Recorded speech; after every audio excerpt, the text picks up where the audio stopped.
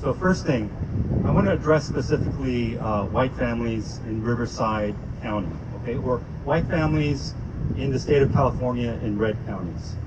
Now, we all got our problems, so I'm going to speak broadly to all of us and to different groups, but specifically with white families in California, there is a problem with reverse discrimination, okay? There is definitely a hostility toward especially white working class families, okay? And unfortunately, a lot of that exists within the liberal side of the political spectrum, and I say that as someone who has one foot firmly planted on the liberal side. I share a lot of liberal values, I'm proud of them.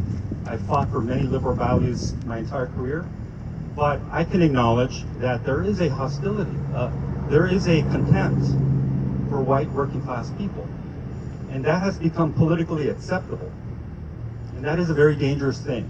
When there is politically acceptable hostility toward any racial group, whether that's African Americans, whether that's Hispanics, whether that's Asians, whether that's white working class, it's dangerous.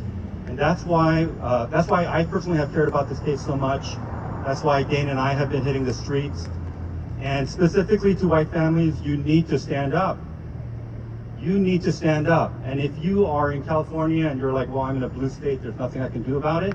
Well, if you're in a red county like Riverside or San Bernardino or Orange, there's a lot you can do about it.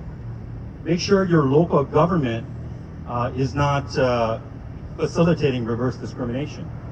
Make sure your local leaders care about reverse discrimination, that they can actually say in their mouths, you know, racism against white people, they can actually say that.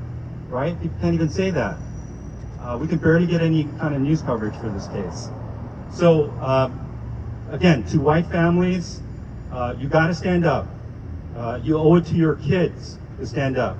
Do not allow them to become second-class citizens in society, and this is true for every racial group. If you're an adult, you owe it to the children not to let your racial group or any other racial group become second-class citizens. And one thing for white families, I know, we all know, if you're white and you stand up to reverse discrimination, you are going to be accused of being a white supremacist, right? That's keeping people down, but if you're going to fight and you get in a boxing ring, you got to be ready to take a punch, okay?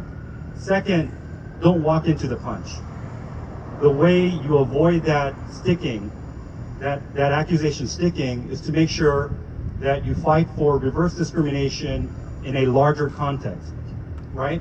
In fighting for against all discrimination.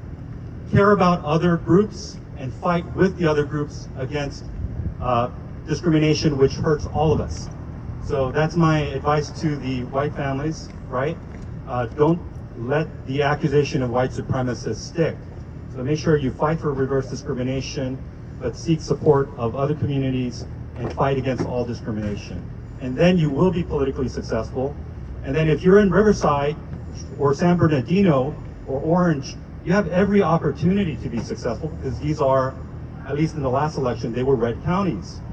So make sure you exercise your political power and protect your families.